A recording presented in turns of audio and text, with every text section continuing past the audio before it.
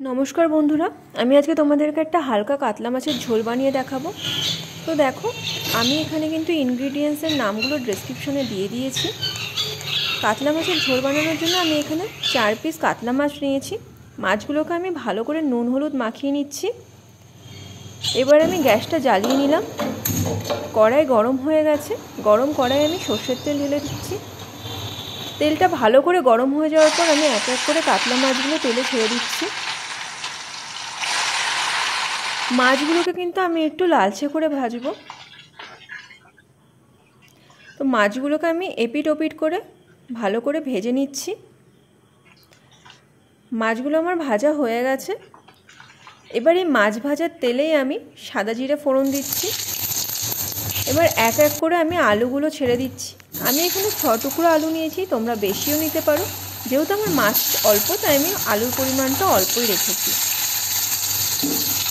দেখো এখানে আমি আলুগুলো তেলে ছেড়ে দিলাম। এবার আমি আলুগুলোকে একটু ভালো করে ভেজে নেব। আলুগুলো আমার মোটামুটি ভাজা হয়ে গেছে। এবার এই ভাজা আলুর মধ্যে আমি সজনে ডাঁটাগুলো দিয়ে দিচ্ছি। সজনে ডাঁটা কিন্তু গরমের জন্য খুব ভালো একটা সবজি, তোমরা দুপুরের মেনুতে সজনে ডাঁটা রাখতেই পারো। এরপর আমি একটু নাড়াচাড়া করে এর মধ্যে 4 টুকরো টমেটো দিয়ে দিচ্ছি। এবার আমি পুরো সবজিটাকে আরও একবার ভালো করে নাড়াচাড়া করে এর মধ্যে সামান্য পরিমাণে আদা বাটা দিয়ে দিচ্ছি।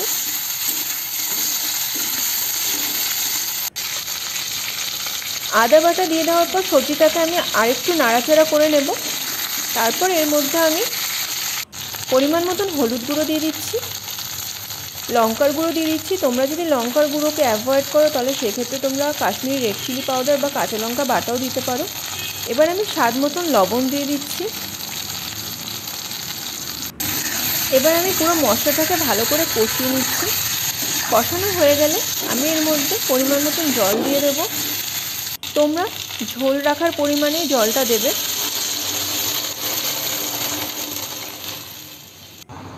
এবার আমি একটুখানি নাড়াচাড়া করে 5 মিনিটের জন্য কড়াইটা ঢাকা দিয়ে দেব ঝোলটা ফোটার অপেক্ষায়।